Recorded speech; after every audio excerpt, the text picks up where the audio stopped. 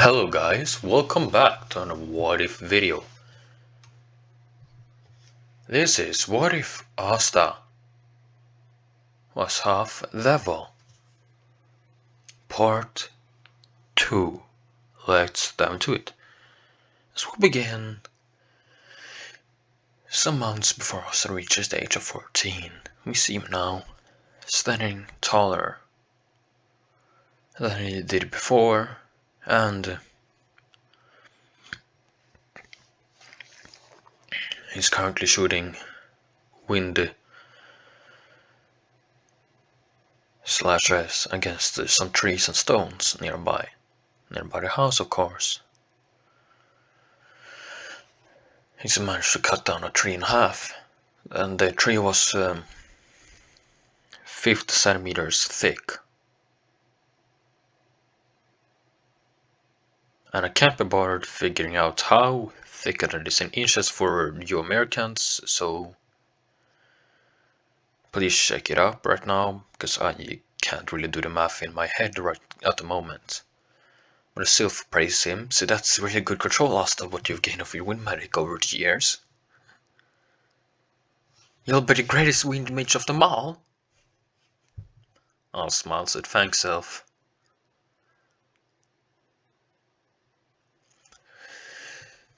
So yeah, as Luchida looks out the window, looks out, opens the window and looks, and sees the bond between the spirit and the contracted human. Smiles at it and sees Asa's training, as Asa is currently carrying their long tree 50 centimeters back there that to be later for used as wood for the furnace.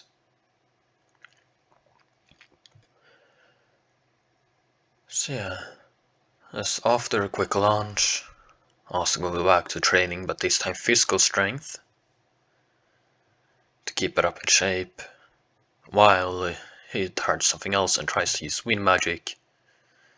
Well, channel money to his muscles to allow his entire body to enhance his strength, and he succeeds.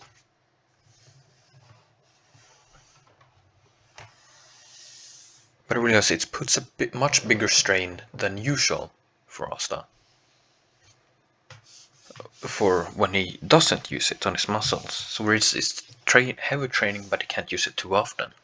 But he uses still so his body get used to it in case he needs it in a fight. Or anything of the sorts.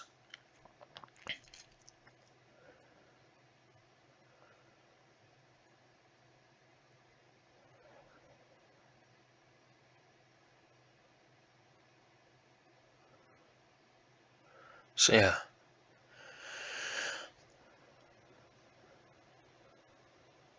As well. Asta then he's continuing this for the day until it's evening, and Luchida screams, Asta, dinner time! Just coming!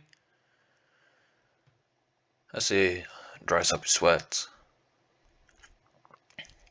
and hops into the lake quickly and shower and washes over himself. Goes back to the house and sits down. They eat dinner, chatting together, Asta, Sylph, and Luchida. So yeah. As the months grew closer and closer to Asta's birthday, well, it grew harder as it began to go. As summer soon arrived, Asta's birthday grew even closer as it grew harder and harder. Asta continues rigorous training regiment.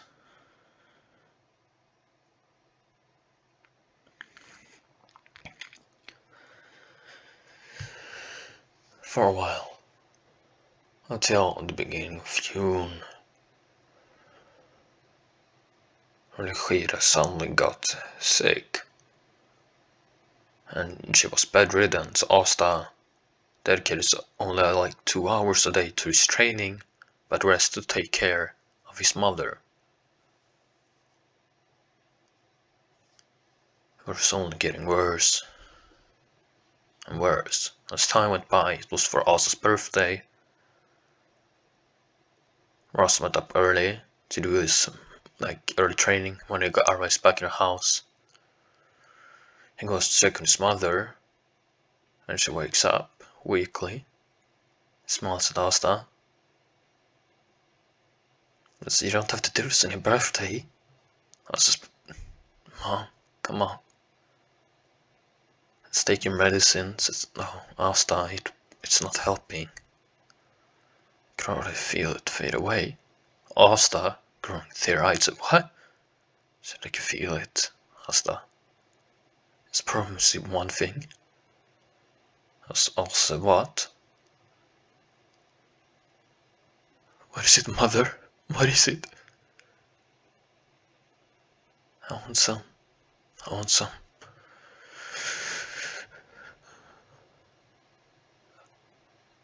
I want some grandchildren. Alright? I said, "What?" Of course, I promise. That I will try. I can't promise anything. We don't know if I'm infertile or not because of my hybridness and who else conditions, but I promise I'll try. I realize that now, but perhaps just promise me, Asta, that you'll find love. And if you do, don't let it go. Hold it tight and keep it close. Alright? I said, "I promise, mother. Save your strength." Sylvia's watch is on. And Sylv? She smiled, and Lucia smiles weakly. Yeah? As Sylv has actually kind of grown fond of Lucia and vice versa, as Sylv has actually viewed Lucia as a second mother, compared to her own mother that lives in Elysia.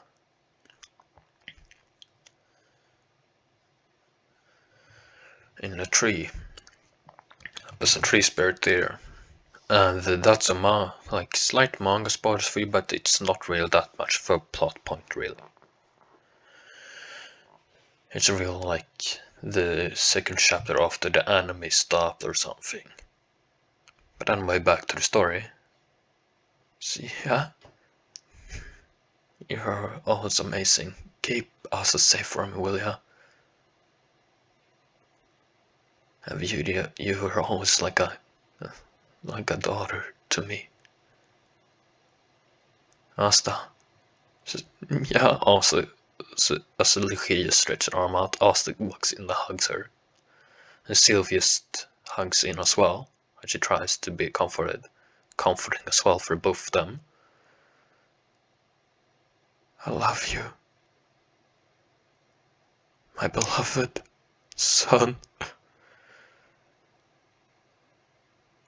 Asta says, "Mother, mother." She feels her hands fall limply to the side. A tear just falling on Asta right now. Tears just rain down from his cheeks. Mom?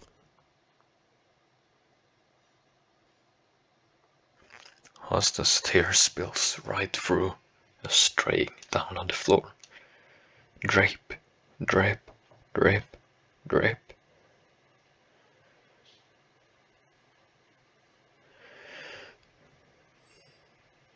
So yeah. So after a while, Asta tears up. She wouldn't want to see me like this. She would want me to be strong. So then she still crying, so Asta comforts her as well. Then I says, "Come on, sis.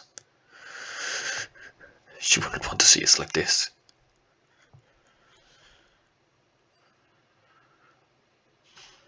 As they go about the normal day, except Asta prepares the burial for Lucia.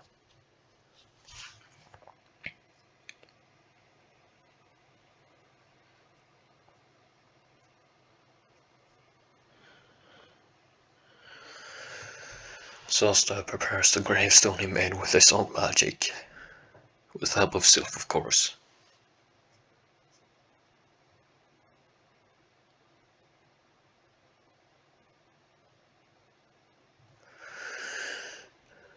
As they lift then Asta prepares to lift her into the grave, as to prepare a stone casket. Well,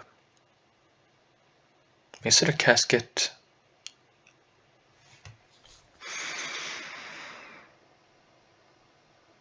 Well, I don't really remember the words for correct English words, but she's not being it's called she's not being cremated, she's being buried bodily without, so yeah.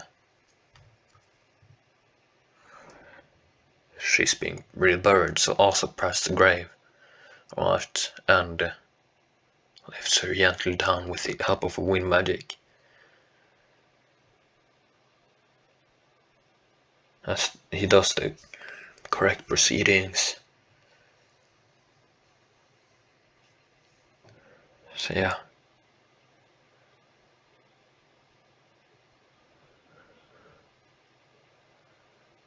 So he puts the headstone right there.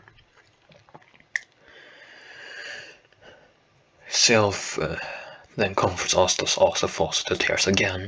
Sylph's actually trying to stay strong for Asta now. So she realizes how much pain Asta must be in for the betrayal of, well, the church people, which turned out they didn't really care about him in the beginning, to meeting his mother. To just Sylph realizes how much of a treasure, how much Asta really treasured how their bond was so close to each other as mother and child. To see that severed must hurt on him, and it even hurt on her. But it must hurt so much for Asta to lose his first real close bond. So Asta stayed there for a while, before finally deciding to move on.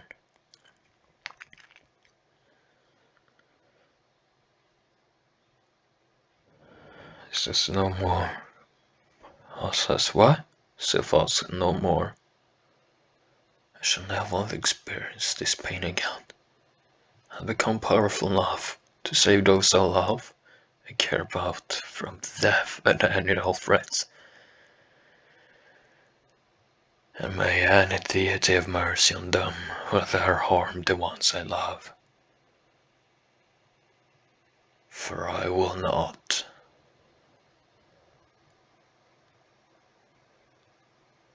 From this day onward. So I swear, and so will it be. As Asta finishes the oath, he made himself still was shocked. And I swear that I will stand by you. For cold, for warm, for wet, for storm, for dryness, and for wind, until the end of the world by your side. Asta. Asta smiles. So mote it be, they say together, as they feel their mana make that bond together. And no, they won't make this is not a pairing thing actually with Asta and Sylph, because they view each other as siblings. So there won't be anything kind of that relationship I'm just telling you right now if you thought of that.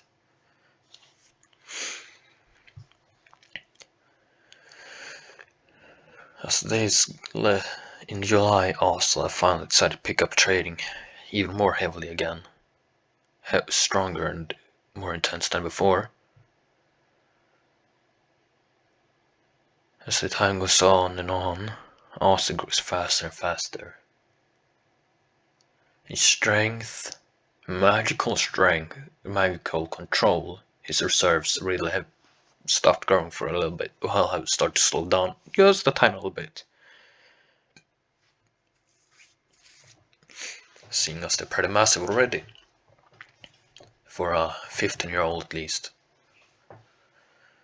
So yeah.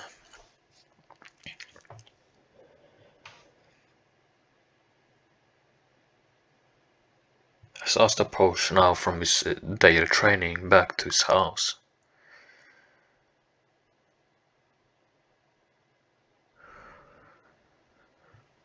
He feels a presence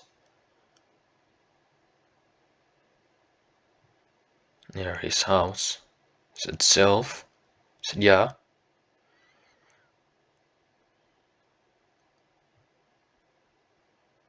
Merge with my body right now, just in case. Whoever this intruder is.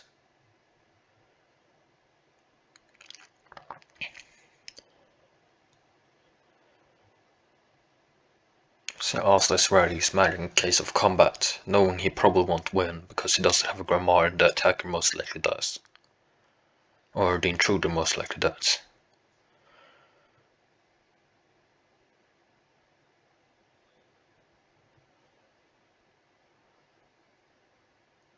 So yeah.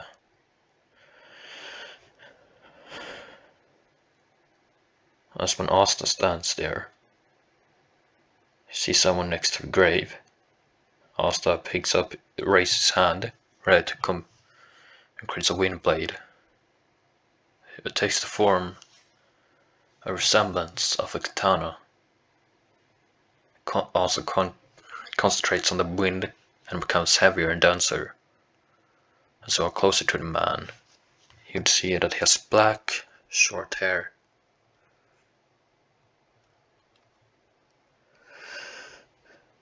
He has a blue coat.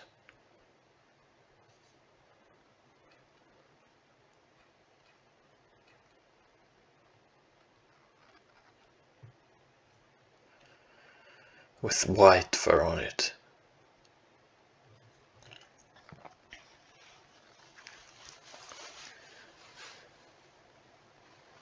So yeah.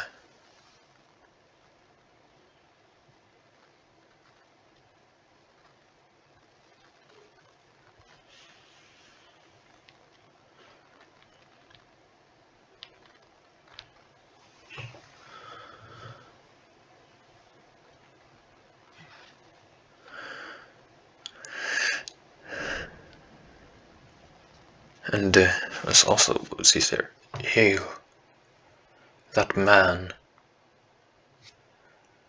just turns around, stares at Asta, Asta stares at him. They're an equal height. Asta growls out, "Who are you?" The man, the mysterious man, then says, "Lucius Socrates is my name." He looks at back at graves, and my condolences about your mother's death.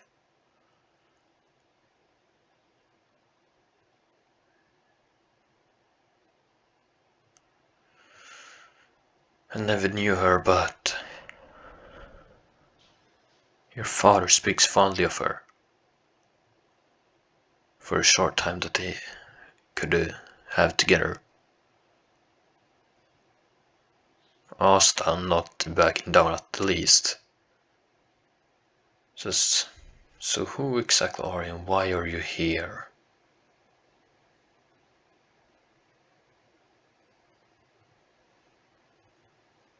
I want that answer now. It's also known that says there's a weird sun resembling mark on his right side of his forehead. Then Asta asks a question. Why do you resemble the Wizard King so much?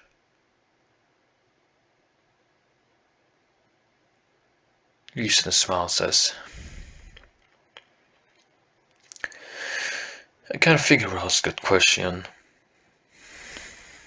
Then I'll say, but then again, one question nagging me is, how do you know my father so much? And how do you know who he is?